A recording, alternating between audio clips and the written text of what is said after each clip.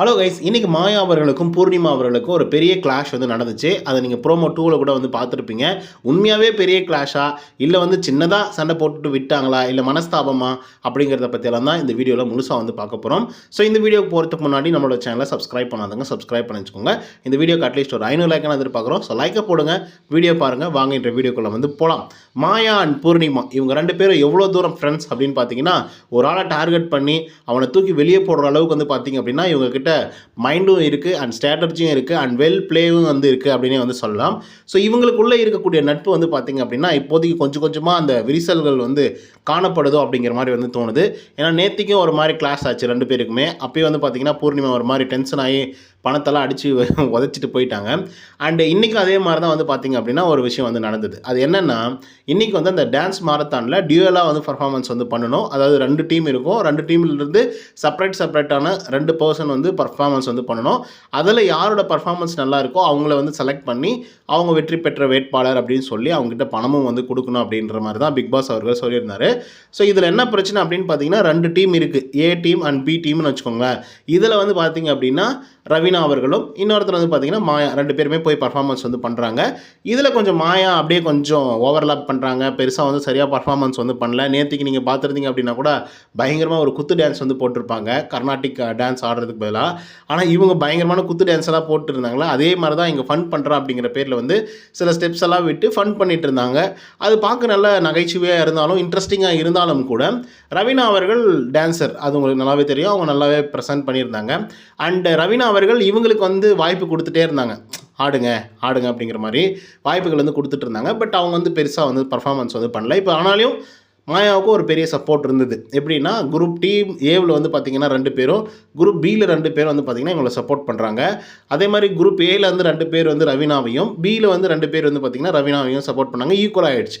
இப்போ யாராவது அந்த ஓட்டை வந்து உடைக்கணும், ஓகேங்களா? இது பிக் பாஸ் கிட்ட கேட்குறாங்க. ஆனால் அவர் வந்து அமைதியாகவே இருந்துடுறாரு. சரி, ஓட்டை உடைக்கலாம் அப்படின்னு சொல்லிட்டு என்ன பண்ணுறாங்கன்னா, ஃபஸ்ட்டு விசித்ரா தான் வந்து ஸ்டார்ட் பண்ணுறாங்க. ரவீனா நல்ல பர்ஃபார்மன்ஸ் பண்ணாங்க அப்படிங்கிற மாதிரி. அதுக்கடுத்து வந்து பார்த்திங்கன்னா நம்ம பூர்ணிமா ஸ்டார்ட் பண்ணுறாங்க. இங்கே என்ன சொல்கிறாங்கன்னா, ரவீனா வந்து பார்த்திங்கன்னா ஸ்பேஸ் உங்களுக்கு கொடுத்தாங்க, ஆனால் நீங்கள் அதை யூட்டிலைஸ் பண்ணிக்கல. ஸோ அதனால் ரவீனா வந்து வின்னராக நாங்கள் சொல்கிறோம் அப்படிங்கிற மாதிரி வந்து அவங்க சொல்கிறாங்க. ஸோ இதை வந்து பார்த்திங்க அப்படின்னா மாயாவால் ஏற்றுக்கவே முடியல. ஸோ இவங்க சொன்ன உடனே, அதாவது பூர்ணிமா சொன்ன உடனே மற்றவங்க எல்லாருமும் அதே மாதிரி பேச ஆரம்பிச்சிட்டாங்க. ஸோ அதனால் வந்து மாயாவுக்கு வந்து ஒரு மாதிரி வெறுப்பாயிடுது. வெறுப்பானது மட்டும் இல்லாமல் அந்த ஆக்டிவிட்டி ரூமை விட்டு வெளியே வரும்போதே வந்து பார்த்திங்கன்னா, நீங்கள்லாம் சொல்லாதீங்க எப்படி ஆடணும் அப்படின்ற மாதிரிலாம் பயங்கரமாக ஒரு மாதிரி டென்ஷன் ஆகி பேசுகிறாங்க. ஏன்னா இவங்க என்ன சொன்னாங்கன்னா, நாங்கள் அதுக்கு தான் சொன்னோம், நீங்கள் இந்த ஸ்டெப் ட்ரை பண்ணுங்கள், இங்கேருந்தே நாங்கள் வந்து டான்ஸ் ஆடி காமிச்சிட்டு இருந்தோம், ஆனால் நீங்கள் வந்து எதுவுமே கண்டுக்கவே இல்லை, ஸோ அதனால் வந்து நீங்கள் வந்து தப்பு பண்ணிட்டீங்கன்ற லெவலுக்கு வந்து பேசுகிறாங்க.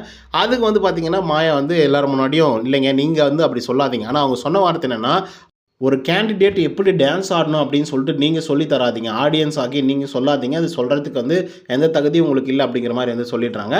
இது வந்து பயங்கர ஹர்ட்ஃபுல் ஆகிடுது பூர்ணிமாவுக்கு. அதுக்கப்புறம் கிளாரிஃபிகேஷனுக்காக வந்து போகிறாங்க. பட் மாயா வந்து பார்த்திங்கன்னா அந்த கிளாரிஃபிகேஷனை வந்து ஏற்றுக்கவும் இல்லை. அண்ட் என்ன பிரச்சனை அப்படிங்கிறதும் அவங்க தெளிவாக பேசவே இல்லை. அதனால் நம்ம பூர்ணிமா வந்து ஒரு மாதிரி கோவப்படுறாங்க. நீங்கள் என்னன்னாலையும் கரெக்டாக சொல்லுங்கள், நாங்கள் வந்து அதை வந்து நான் சரி பண்ணிக்கிறேன், இல்லை மாற்றிக்கிறேன், ஆனால் நீங்கள் இப்படியெல்லாம் பண்ணாதீங்க அப்படின்னு வந்து கேட்குறாங்க. பட் மாயா வந்து பார்த்திங்கன்னா, சரி விடுங்க, அவ்வளோதாங்க, விட்டுருங்க அப்படின்னு சொல்லிட்டு அவங்களோட இதிலே வந்து பேசுகிறாங்க. என்னதான் இருந்தாலும் நீங்கள் இப்படி பண்ணிடக்கூடாதுங்க அப்படின்னு சொன்னோன்னே பூர்ணிமாவுக்கு வந்து ஒரு மாதிரி வந்து ஆகிடுது. ஸோ அது மட்டும் இல்லாமல் பூர்ணிமா ஒரு மாதிரி கோவமாகவே இருக்காங்க. ரொம்ப நேரம் பேசுகிறாங்க, பட் இருந்தாலும் கோவமாக இருக்காங்க. சரி விட்டுருங்க, இதுக்கப்புறம் வந்து பார்த்திங்கன்னா இதை பற்றி பேசாதீங்க, இதுக்கப்புறம் பேசியும் ஒரு பிரயோஜனம் இல்லை, ஏன்னா ரவீனா ஸ்பேஸ் கொடுத்து நீங்கள் ஆடலை அப்படின்ற மாதிரி ஒரு காரணத்தை சொன்னீங்கல்ல, ஸோ அதனால் இதுக்கப்புறம் பேசாதீங்க, இதை பற்றி பேசாதீங்க அப்படிங்கிற மாதிரி அவங்க சொன்ன உடனே இவங்களும் அதே மாதிரி சரி ஓகே இதை பற்றி பேசாதீங்க அப்படின்னு சொல்லிட்டு விட்டுறாங்க. ஸோ இதுதான் ரியலாக நடந்த பிரச்சனை. அதுக்கப்புறம் கேஷுவல் ஆகிட்டாங்க.